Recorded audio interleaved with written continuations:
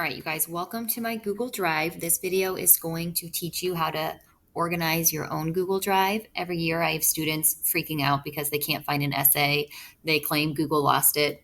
Google has never lost it. It's always the student forgetting to name it or forgetting to put it somewhere and not being able to find it. So let's walk you through the first thing. Look at some of my folders, for example. They're all very specific. I have years for them. I have what class it is, if it's just a general class. That's what you want to do. So I would suggest first thing creating individual folders for each of your classes, and I would include the years in that. So I'm just going to walk you through that. You can hit new up here, or you can just right click and click new folder and then give it a specific name. So again, 2020 through 2021, Zap English. Right? That's what you might want to name it. You might want to say, Burn Math, whatever it is, whoever you have for all of your classes. Because again, you're not done with Belleville East after this year, and you will have all of these things still in your drive. Okay. So now it's created my folder right here. I can click on it and I have this empty folder. So I would suggest creating folders within your folders for each of your units. So let's pretend like we are in a Romeo and Juliet unit. Don't worry, I don't teach freshmen, so you will not be reading that this year, but this is just an example, okay? So now within your English folder, you have a Romeo and Juliet folder, okay? So maybe you have to write an essay for Romeo and Juliet. You wouldn't just put that in your broad English, right? You don't want that floating around here because it goes in Romeo and Juliet. So you would open up that folder within your folder, and then you would open up your doc. Again, just right click to do that.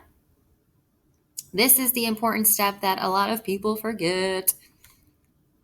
It's always untitled. So if you're writing this beautiful essay, you can never find it because it's untitled. So give it a specific name. Again, don't just label it English essay. Maybe it's Romeo and Juliet lit analysis. Okay, so be as specific as you can. And then if we go back to our folder, right, we're still in that Romeo and Juliet folder. That doc is now within that folder. Okay. I'm going to take you back just to my drive to show you how you can move existing files into folders. So I have some just random docs floating down here below my folders. I'm going to pretend like this first one or the second one belongs in that English folder that we just created. So I will right click on move to, and it will pull up all of my existing folders. So again, I want to move it to my English page. So I'd go to 2021, Zap English, click on that arrow, and then I would move it here. I would not, if I clicked on Romeo and Juliet, it would go into that Romeo and Juliet folder. This is not Romeo and Juliet, so I'm not going to click on that. I'm just going to do move here.